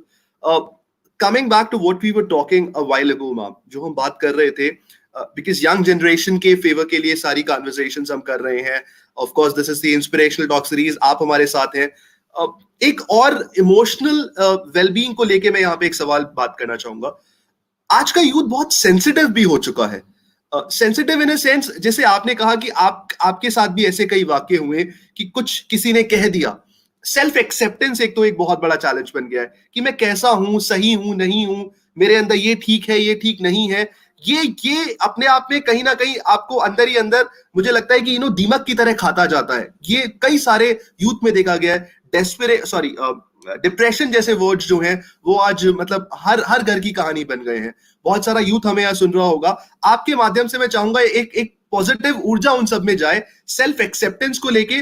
और ये जिस तरह से है कि कुछ बातें हमें चुप जाती हैं और उसे हम नेगेटिव लेते हैं, रादर देन जैसे आपने कहा कि किसी ने कुछ कहा तो उसको आप पॉजिटिवली लें और उस चीज को कुछ बनने में लगाएं, तो उसका कहीं मजा है। इस पे मैं थोड़ा सा आपकी तरफ से यूथ के लिए क्या संदेश है? समझदार इंसान वो नहीं जो ईंट के जवाब को पत्थर से दे। समझदार इंसान वो नहीं जो ईंट का जवाब पत्थर से दे। समझदार इंसान वो है जो फेंकी हुई ईंट से आसिया बना ले। सेम हमारे साथ लाइफ में ऐसे बहुत बार होता है कि हमें बहुत बार हर जगह से पत्थर ही मिलते हैं और कहीं ना कहीं हम अपनी जर्नी को वहां रोक लेते हैं। During this COVID-19, when I was doing some social work, so one of my senior told me कि सारिका, इंसान 2 तरीके के होते हैं। एक जो अच्छा काम करते हैं और कुछ लोग उसकी प्रशंसा करते हैं, कुछ लोग प्रशंसा नहीं करते हैं। दूसरा जो अच्छा काम नहीं करते हैं, चुपचाप रहते हैं। एक तीसरी कैटेगरी होती है जो ना अच्छा काम करते हैं ना बुरा काम करते हैं। वो अच्छे काम की ईर्ष्या करते हैं, निंदा करते हैं, उनकी टांग खींचते हैं, और मुझे ऐसे लोगों से डर लगता है। वो बहुत पावरफुल होता है। तो समझ में आता है अच्छा, उन्हें अच्छा काम अच्छा नहीं लगता है। पर ये जो तीसरी कैटेगरी होती है, मैं जब उनके बारे में सोचती हूँ, जो लोग दूसरे की निंदा करते हैं, टांग खींचते हैं, बुराई करते हैं, नेगेटिव चीजें बोलते हैं, उन लोगों को भी अच्छी चीज ही अच्छी लगती है। आप उन्हें देखेंगे वो अच्छा ही कपड़ा पहनते हैं, ऐसा नहीं कि उन्हें बुरा कपड़ा पसंद है। अच्छी गाड़ी चलाएंगे, अच्छी से ही रहेंगे, अच्छा खाना ही खाएंगे। तो it means the only thing is common जो हर जगह चलता है, दैट इज अच्छा। कोई चीज में भी अच्छा, काम भी अच्छा, भले हो सके कुछ लोग बुराई करें। तो अपने लाइफ का मकसद बनाए कि हमें अच्छा करना है। शॉर्ट टर्म में हो सकता है लोग उसको पसंद ना करें। कहते हैं ना, जब लोग आपकी बराबरी नहीं कर पाते तो लोग आपकी बुराई करते हैं। तो जिस समय आपके साथ ऐसा हो तो आप समझ जाइए कि आप अनबिटेबल हैं, आप आगे बढ़ रहे हैं। गुरु मूवी पे भी शायद ऐसा ही कोई डायलॉग था कि जब आपका की बदनामी होती है तो आप समझ लेना आपका नाम हो रहा है। तो don't afraid from this thing. आप अच्छा करना मत भूलिए। हम बहुत बार लक पे बिलीव करते हैं। यूपीएससी में ये बहुत बार होता है नितिन जी। अगर हम एग्जाम नहीं क्लियर कर पाते हैं या सिलेक्ट नहीं होते तो हम कह देते हैं हमारा लक ही बुरा था। ये लक में ही ऐसा है, भाग्य ही ऐसा है। पहली बात, डोंट भाग्य और लक को कोसो मत। वो सबका समान होता है, सबका अच्छा होता है। आप उसे बार-बार बोल के, बुरा बोल के उसे बुरा बना लेते हैं। अगर आप अपने एक दोस्त को, जो आपका बहुत करीबी दोस्त है, उसकी बार-बार बुराई करते हैं कि तेरे कारण ऐसा हुआ, तेरे कारण ऐसा हुआ, वो कुछ दिन तक सुनेगा। बाद में वो सच में आपके लिए बुरा हो जाएगा। ऐसा ही हम अपने भाग्य और लक के साथ करते हैं। चलो मान लेते हैं कि भाग्य बुरा है, लक बुरा है, तो क्या करें? तो क्या करें? तब मुझे बचपन पे भी ऐसा मेरे साथ हुआ था, तो मुझे किसी ने बताया था, सिर्फ दुनिया में एक चीज़ ऐसी है, जो आपके पूरे भाग्य को बदल सकती है। ओनली वन थिंग, और इट एक्चुअली वर्क्स, जो मैंने अपनी लाइफ पे देखा है, दैट इज़ गुड वर्क। अगर आप अच्छा काम करते हैं या अच्छा सोचते भी हैं, अगर आप नहीं कर पाते हैं, ये सच में आपका भाग्य बदल सकता है अगर आप भाग्य पे विश्वास करते हैं। ड्यूरिंग दिस कोविड-19 आपने बहुत बार देखा होगा, लोग बाहर निकल के काम कर रहे हैं, लोगों की सेवा कर रहे हैं, कोई तन से, मन से, धन से श्रमदान कर रहा है। और हम घर पे बैठे-बैठे सोचते हैं काश हम भी कुछ कर पाते, लेकिन कोविड-19 इज़ इनविजिबल एनिमी, हम जा नहीं सकते, कोई दिक्कत नहीं है। कभी-कभी हमारे पास व्हाट्सएप पे मैसेज आता है, उसने ये काम किया, आज उसने वो काम किया। कोई ₹10 का डोनेशन करता है तो ₹100 का डोनेशन कह के स्प्रेड करता है, ₹100 की पब्लिसिटी करता है। हमें कहीं न कहीं अंदर से ये आता है, यार ये कितना पब्लिसिटी करता है। लेकिन अगर उस पब्लिसिटी पे हम एक बार उसे ताली बजा देते हैं, एक व्हाट्सएप पे एक ताली का सिंबल दे देते हैं, कांग्रेचुलेशन का सिंबल दे देते हैं, उस आदमी को कितना मोटिवेशन मिलता है। जिसने आज ₹10 का डोनेशन दिया है, वो कल ₹11 का डोनेशन देगा। वो ₹1 एक्स्ट्रा जो डोनेशन दिया, वो आपके कारण दिया, आपके मोटिवेशन के कारण दिया। आपने एक अच्छी चीज़ को एप्रिशिएट किया। आप अच्छा करना शुरू कीजिए, समाज धीरे-धीरे अपने आप बदलेगा। आपके कारण वो ₹1 किसी मज़दूर के पास गया, किसी भूखे के पास गया। अच्छी चीज़ को एप्रिशिएट करना सीखिए, धीरे-धीरे कंट्री चेंज होगा। पर वो हम नहीं करते, हम खुद को नहीं देखते कि हम कहाँ-कहाँ लोगों की टाँग खींचते हैं, तब हमें दूसरों के लिए तकलीफ होती है। जब हम करना सोच देंगे, हम अच्छी चीज़ें स्टार्ट कर देंगे, हम क्यों दूसरों को क्रिटिसाइज़ करते हैं? बचपन में हमने एक कहानी सुनी थी, मैंने तो सुनी थी, कि किसी एक प्रोग्राम चल रहा था गाँव में, उन्होंने सोचा पूरे गाँव वालों ने मिलके खीर बनाया जाए। तो सरपंच ने कहा ठीक है, सभी अपने घर से एक-एक ग्लास दूध लाएगा और यहाँ इस मटके पे डाल देगा। कोई नहीं देखेगा, उस मटके पे ढक्कन लगा होगा, आप 1 ग्लास दूध लाइए, उस पे डाल दीजिए, शाम को हम जितना इकट्ठा दूध है उसकी खीर बनाएँगे। पूरे गाँव वाले 1-1 ग्लास दूध लेके आते हैं। नितिन जी ने सोचा यार पूरे गाँव वाले 1-1 ग्लास दूध लाते हैं, मैं पानी डाल दूँगा तो क्या पता चलेगा। वो 1 ग्लास पानी लाते हैं और मटके में डाल के चले जाते हैं। शाम को 6 बजे मटकी का ढक्कन खोला गया। वोंट बिलीव, उसमें सिर्फ पानी था। हर कोई यही सोच रखा था कि मेरे 1 ग्लास दूध नहीं डालने से क्या होगा, मेरे पानी डाल देता हूँ। सारे लोगों की सोच ऐसी थी। इसलिए वो पानी का मटका बन गया, दूध का मटका नहीं बना। आज भी ऐसा ही चलता है। आज हम ये सोचते हैं कि बाकी लोग अच्छे बने, पर हम खुद से शुरुआत नहीं करते, नॉट अ सिंगल पर्सन। जब हम शुरुआत कर लेंगे, स्लोली ये डेवलपमेंट आएगा। If you see from the independence, वहाँ से आज तक में डेवलपमेंट आया है। सिर्फ एक आदमी के कारण नहीं आ सकता। It require mass changes, mass development. आज भी अगर आज हमें जितना इंडिपेंडेंस के समय जितनी तकलीफ थी इंडिया, आज हमारे पास नहीं है वो तकलीफ, लेकिन फिर भी हम अच्छा नहीं सोच पाते, क्योंकि कहीं न कहीं हम भूल गए अच्छा, good work, good nature, good thing, good effort, good positive things की वैल्यू भूल गए हैं। जिस दिन ये वैल्यू पूरा इंडिया लेके आएगा या मैं खुद से स्टार्ट करूँ, डोंट क्रिटिसाइज अदर, आप दूसरों से शुरू मत करो। जिस दिन अंदर से सोच लो कि मैं क्यों नहीं कर सकती, लाइक आपने मास्क का देखा, ड्यूरिंग कोविड-19 मैंने मास्क बनाए थे। तो मेरे अंदर ये है कि मैं क्या कंट्रीब्यूशन कर सकती हूँ। जब मैं डॉक्टर नहीं हूँ, मेरे अंदर इतनी तकलीफ हो रही थी कि मैं डॉक्टर नहीं हूँ, मैं आज लोगों की सेवा नहीं कर सकती, मैं घर पे बंद गई, हाउ कैन आई हेल्प? उस समय मेरे दिमाग में ये नहीं है कि बाकी लोग क्या करेंगे, इतनी फैक्ट्रीज़ है, वो ये करेंगी। मैं क्या कंट्रीब्यूशन कर सकती हूँ? मुझे घर से वो काम करना है। आप भी घर पे ये सोचिए, किसी और के लिए नहीं तो अपना डेवलपमेंट कर लीजिए। अगर आपका डेवलपमेंट होता है तो इस कंट्री का डेवलपमेंट हो रहा है। कुछ नई चीज़ें पढ़ लीजिए, कुछ वैल्यू एडिशन कर लीजिए, कुछ नई चीज़ें सीख लीजिए। रोने से कुछ नहीं रखा है। रोने के बाद आप इस कंट्री की लायबिलिटी बन जाते हैं। अपना वैल्यूएशन करेंगे, आप अच्छे इंसान बनेंगे, definitely you are going to contribute to this country. लोगों की बातों पे मत आइए। बस इतना ही कहना था। I can really feel those goosebumps on me, mom. I mean, how positively motivated do I feel? बहुत सच आपने कहा। ये इसी यही सोच होती है सबकी कि what I personally can do by contributing, क्योंकि शायद बाकी लोग कर रहे हैं, मेरी जिम्मेदारी नहीं है। और ये इसी सोच से end of it we realize that nobody is contributing, but actually post independence अगर आज हम यहाँ तक पहुंचे हैं तो this is because of the contribution of each and every single person. None of us has the right to ignore and to elude out of our contribution. हम सबको अपनी जिम्मेदारी निभाने की जरूरत है, सबको अपना योगदान देने की जरूरत है। जब 135 करोड़ लोग मिलके किसी चीज में अपना सहयोग देते हैं, it is then when we see the quantum of change, and change is for betterment. Very very rightfully said ma'am. Because वक्त हो गया है और मैं समझता हूं कि आपकी बहुत सारी ऑक्यूपेंसीज हैं। थोड़ा सा और यहाँ पे 5-10 मिनट का वक्त मैं आपसे लूंगा, बिकॉज हमने आज थोड़ा सा अपना जो मॉडल है वो चेंज किया। जनरली हम लास्ट में क्वेश्चंस लेते हैं, पर जैसा आपने सजेस्ट किया था कि हम बीच में ही जो क्वेश्चंस है वो ऑडियंस के क्वेश्चंस के थ्रू ही हम अपनी कन्वर्सेशन को आगे लेके गए हैं।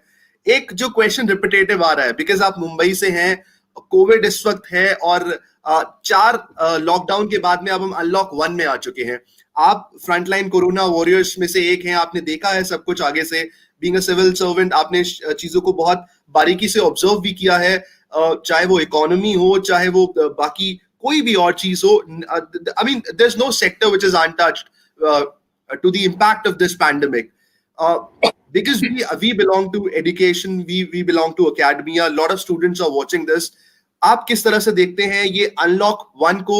आपको क्या आप किस तरह से देखते हैं कि कितना प्रभाव हुआ है, किस तरीके से सब उभर पाएंगे? स्पेसिफिकली एजुकेशन सिस्टम में क्या चेंज आएगा, और स्टूडेंट्स जो कि घबराए हुए हैं अपने करियर को लेके कि आगे क्या पता जॉब्स होंगी नहीं होंगी, हमें नौकरियां मिल पाएंगी नहीं मिल पाएंगी, इन सब पे आपका क्या ओपिनियन है? How would be the unlock of the entire system be like post this pandemic? Nitin ji, मैं आपको बताना चाहूंगी, honestly I am not going to comment on education system, economy system, आगे क्या होने वाला है, क्या पॉलिसीज चेंज होने वाली है, कितना लिबरलिज्म आएगा, क्या स्ट्रिक्ट या रेस्ट्रिक्शन होगा। I can give my thought process, मैं इसे कैसे लेके जा रही हूँ। हो सकता है कि हाँ मेरा जॉब सिक्योर है तो मेरा माइंडसेट अलग हो सकता है, मेरा सोच या मेरा स्टाइल अलग हो सकता है, पर मैं इसको ये लेके जाती हूँ, जिस दिन से लॉकडाउन शुरू हुआ है, यू वोंट बिलीव, मैंने अपने आप को सबसे ज्यादा बिजी महसूस किया है। ऑनेस्टली मेरी ऑफिस नहीं थी, मुझे वर्क फ्रॉम होम करना था, बहुत ज्यादा प्रेशर भी मेरे लिए नहीं था और आराम से घर से काम कर सकते, लेकिन इतनी सारी चीजें थी। जब लॉकडाउन हुआ, इतना समय मिला खुद के लिए और खुद की वीकनेस पे काम करने के लिए, और मैंने इतनी सारी चीजों पे अपना हाथ घुमाया। तो मुझे ऐसा लगता है मेरे इसलिए, जितना मैं यूपीएससी के समय बिजी रहती थी प्रिपरेशन में, आज मेरे लिए वही दौर चल रहा है, उससे ज्यादा मैं बिजी चल रही हूँ। और मुझे ऐसा लगता है जब मैं 1 घंटा ज्यादा भी सो जाती तो ऐसा लगता है यार मैंने आज समय बर्बाद कर दिया, मेरे पास इतना अधिकार नहीं कि 1 घंटा मैं वेस्ट कर सकूं। तो ये आपके ऊपर है। देखिए, ये समस्या सिर्फ आपके लिए अकेले के लिए नहीं आई है, इट केम फॉर एवरीबॉडी। तो हम खुद के ऊपर स्ट्रेस लेके क्यों चलें? क्यों अपना हमारी कैपेबिलिटी को कम करें? जो सबके लिए होगा वो हमारे लिए होगा। अगर ह्यूमन जाति को कोई खतरा है तो सबके लिए, हमारे लिए अकेले के लिए नहीं है। जो होगा तब देखा जाएगा। रेदर देन हम कल के लिए तैयार हों, खुद के लिए रोएं, इसके लिए आज के लिए प्रिपेयर करें। आज अपने आप को हम कितना वैल्यू एडिशन कर सकते हैं, क्या नई चीजें सीख सकते हैं, अपने हॉबीज को हम कितना ध्यान दे सकते हैं, किसी वीक एरिया पे हम काम कर सकते हैं, कोई नई क्लासेस सीख सकते हैं, कोई नया मोटिवेशन दे सकते हैं, या लोगों को मोटिवेट कर सकते हैं, लोगों को हेल्प कर सकते हैं। ऑनेस्टली जब आप ये सोच के साथ चलेंगे, आपके पास समय नहीं बचेगा। मुझे लास्ट 2 ढाई महीने से तो मेरे पास समय नहीं बचा है। 1 मिनट भी नहीं होता कि मैं एक समय भी बर्बाद कर सकूँ। कितनी चीज़ें हैं करने के लिए। कल हो सकता है लाइफ चेंजेस होंगी, जब लॉकडाउन खुलता है, ऑफिस खुलते हैं, हमारा लाइफ पैटर्न डिफरेंट होगा। जो सबके लिए होगा वो हमारे लिए भी होगा। जो सब कर लेंगे वो हम भी कर लेंगे। फिटेस्ट ऑफ द सर्वाइवल, नहीं, सर्वाइवल ऑफ द फिटेस्ट। जो फिट रहेगा वही सर्वाइव करेगा। आज इम्यूनिटी सिस्टम स्ट्रॉन्ग करने का समय आया है। This is the best time. आज अगर स्कूल नहीं खुल रहे हैं तो अगर आप एज ए पेरेंट्स आप डिसाइड कीजिए। कभी कभी हमें कितना लगता है यार, क्यों हमारा बचपन इतना जल्दी चला गया। काश ऐसा हो जाता, मैं वापस से बचपन में चले जाते हम, सब टेंशन से दूर हो जाते, कोई प्रेशर नहीं रहता, कोई स्कूल का टेंशन नहीं होता। कितना बेस्ट टाइम होता हमारे लिए। अगर आपके बच्चों के लिए वो समय आया तो आप उसे बर्बाद मत कीजिए। उनके लिए जिंदगी में दोबारा समय नहीं आएगा। 1 साल आप कम पढ़ लेंगे या बाद में भी पढ़ लेंगे, जिंदगी नहीं बिगड़ जाएगी। उनको स्ट्रेस फ्री रहने दीजिए, एंजॉय करने दीजिए। आपने खुद अपनी जिंदगी से देखा है, कोई फर्क नहीं पड़ जाता है जिंदगी भर काम करते रहने से। आज आराम करने का समय मिला, उनको एंजॉय करने का समय मिला। उन बच्चों को उनके ऊपर बहुत ज्यादा जुल्म मत कीजिए, और आपके लिए भी आप रोइए मत। अपने समय का बेस्ट यूटिलाइज कीजिए। बस मेरा यही संदेश रहेगा आप लोगों को। Right, this is the time when actually you can work upon your hobbies and let them transform into a beautiful passion. And of course, upskilling करने का, अपने अंदर देखने का, और किस तरीके से अपने आप को और बेहतर बना सकते हैं, ये इस चीज का वक्त है। इन पॉजिटिव वर्ड्स के साथ मैम इस कन्वर्सेशन को वाइंड ऑफ करने के लिए हमारे साथ में registrar Vivekananda global university doctor professor Praveen Chaudhary ji भी जुड़े हुए हैं। मैं रिक्वेस्ट करूंगा सर से कि सर एक बार स्क्रीन पे आए, पूरी कन्वर्सेशन को समराइज करें, और साथ ही साथ आपको अपना समय निकालने के लिए, इस मंच पर आने के लिए धन्यवाद भी दें। Praveen Chaudhary sir. Thank you very much Nitin. मेरे ऑडियो ठीक है, क्लियर है? Thank you very much Nitin. और मुझे मतलब मैं क्या बताऊं, मुझे इतना अच्छा लगा है। I am literally mesmerised by Sarika ji presentation. और आपने जो बातें कही हैं, मतलब हिला देने वाली है, अंदर तक गूज बम्स खड़े कर देने वाली आपकी बातें थी। Thank you so much for sharing your story with us. और मैं तो ये कहूंगा कि आप मतलब इतने चैलेंजेस के बाद आपने अपना भाग्य अपने स्वयं अपने हाथों से ही लिखा है। मेरे को लगता नहीं भगवान ने कुछ भाग्य लिख करके दिया था। इट वाज आपने अपना भाग्य अपने आप ही रचा है। और जैसे आपने अपनी स्टोरी सुनाई, और मुझे लगता है कि आपने बहुत अच्छी बात कही कि जितने बड़े चैलेंजेस होंगे उतना ही हार्ड वर्क होगा, तो सक्सेस उतनी ही बड़ी होगी और उतनी ही मीठी होगी। तो मैं तो ये एक बात, मतलब छोटा मुंह बड़ी बात वाली बात है, लेकिन मैं कहना चाहूंगा कि आप वाकई साक्षात शक्ति रूपेण हैं। और उसमें कोई शक नहीं लगता मुझको, क्योंकि जितने बड़े बड़े चैलेंजेस आपने फेस किए, जितनी शक्ति के साथ आपने चैलेंजेस का सामना किया और सक्सेसफुल निकल करके आए, वो एक ऐसी स्टोरी है जो हर इंसान के लिए, हमारे जितने भी श्रोता हैं इस मंच पर जो जुड़े हुए हैं, जितने भी लोग हैं, हजारों की संख्या में है, उन सब के लिए आज एक बहुत ही बड़ा मोटिवेशनल दिन है। मैं खुद बहुत ज्यादा मोटिवेटेड फील कर रहा हूँ। और विश्वास कर नहीं करोगे आप, इतनी पॉजिटिविटी, मतलब इस मीडिया के थ्रू भी इतनी पॉजिटिविटी आ गई है मेरे अंदर। पता नहीं, अगर आपका और एक ऑरा जो है वो इतना स्ट्रांग है, इतना उसका फील्ड, इतना डेप्थ है उस फील्ड का, कि through this electronic media also it is being transmitted to so many people. I am really moved. और thank you, for telling our students how they should prepare for the civil services examinations, not only for the civil services written examination facing the UPSC, but also how they should prepare for the interviews also. बिल्कुल बहुत कहते हैं, जैसे भले selection ना हो, लेकिन उसकी प्रिपरेशन से भी, जैसा आपने बताया कि होराइजन इतना वाइडन हो जाता है, इतना ब्रॉडन हो जाता है कि आप किसी भी फील्ड के अंदर आगे मतलब कहीं मुड़ के देखेंगे नहीं।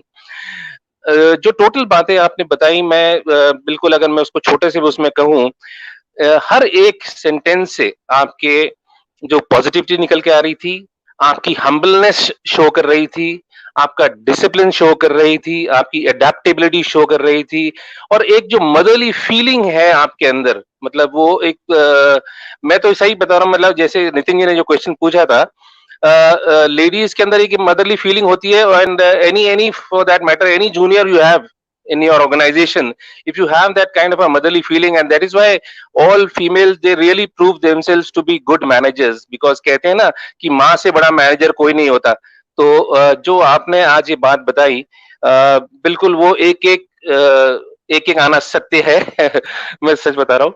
और बहुत अच्छी बात कही कि समझदार वो नहीं कि जो ईंट का जवाब पत्थर से दे, समझदार वो जो उस ईंट से अपना आशियां बना ले। तो मैं बिल्कुल पूरे विवेकानंद ग्लोबल यूनिवर्सिटी के मैनेजमेंट, उसकी फैकल्टी, उसके स्टूडेंट्स और जितने भी श्रोता हमारे साथ जुड़े हुए हैं, उन सब की तरफ से तहे दिल से मैं आपका बहुत बहुत धन्यवाद देता हूँ। और एक बात और बहुत अच्छी लगी मेरे को, आपने जो बताई कि काल करे सो आज कर। हम बहुत सुनते आए हैं प्रोक्रेस्टिनेशन की हम सब के अंदर ही रहती है, प्रोक्रेस्टिनेशन करने की आदत है, लेकिन काल करे सो आज कर का जो मंत्र आपने दिया, जो आज जिस तरह से आपने अपने प्रैक्टिकल रूप में समझाया उसको, वो आज मतलब it has really, I am sure बहुत सारे बच्चे हमारे और बहुत सारे श्रोता मोटिवेटेड रहे होंगे। तो अंत में सिर्फ एक बात से करना चाहूंगा, really I am really really grateful to you. सिर्फ एक बात से करना चाहूंगा कि खुद ही को कर बुलंद इतना कि हर तकदीर से पहले खुदा बंदे से पूछे बता तेरी रजा क्या है। इस सेइंग को आपने यथार्थ किया है, आपने इसको प्रूव किया है। I am extremely grateful to you for having come to this platform and sharing your views with all of us. Thank you so much. I am deeply grateful to you. Over to you, Nitin. Thank you so much, sir, for summarizing the entire conversation. अब बस मैं ma'am से request करूंगा कि ma'am अपनी तरफ से 2 words बोल के और इस कन्वर्सेशन को यहाँ पे एंड करें, और फाइनल वर्ड ऑफ फाइनल जो भी आपका संदेश है सभी व्यूअर्स के लिए, that will be the last words for this event. मैं प्रवीण जी की एक लाइन शायद मैं उसके बारे में ज़्यादा बताना भूल गई थी, जो मैं प्रैक्टिकली फॉलो करती हूँ कि कल करे सो आज कर, आज करे सो अब। मैं हमेशा अपना टू डू लिस्ट कम रखती हूँ, बहुत छोटा रखती हूँ। मुझे ऐसा लगता है कि जो काम कल करना है वो अभी कर लेती हूँ। कभी-कभी ये बहुत हरी भी लगता है, पर पता नहीं वो खून में ऐसा कुछ प्रॉब्लम भी है, कह सकते हैं कि दिमाग में आया ना तो अभी खत्म ही करना है। लाइक अगर नितिन जी का भी कॉल आया, मैसेज आया कि हमें इस प्रोग्राम के लिए डिस्कस करना है, कल करते हैं, मैंने बोला कल क्यों, शाम को करते हैं, मैंने बोला अभी क्यों नहीं, व्हाई शुड नॉट डू, अभी करके इसे खत्म करो, क्यों हमारे पास पेंडिंग लिस्ट रखें। अगर आप भी ये कंसेप्ट लेके आए तो आपकी पेंडेंसी कम हो जाएगी, आप बहुत बार फील करेंगे, आप स्ट्रेस फ्री फील करेंगे, क्योंकि आपके पास दिमाग में कुछ चीजें याद करने के लिए नहीं है, आपने चीजों को खत्म कर दिया। मैं अपने साथ ये फॉर्मूला बहुत यूज करती हूँ। एक आध जगह ये काम नहीं करता है, कभी कभी लगता है बीइंग ऑफिसर आप इतनी जल्दी क्यों कर रहे हैं, otherwise it help me a lot. अगर आप भी इस चीज को फॉलो करते हैं आपकी लाइफ बहुत आसान हो जाएगी।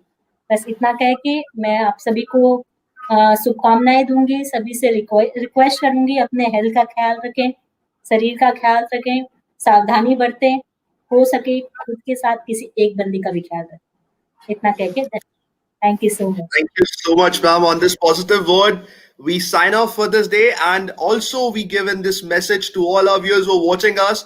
Tomorrow again, we are going live at 5:30, wherein we'll have Honorable respected Salman Khurshid ji, the former law minister of the country, going live with us on this platform at 5:30 p.m. Stay tuned. We have a lot more thoughtful leaders. We have a lot more change makers to bring in the positivity and let the positivity flowing in all our students to help them carve a better future and make the nation proud.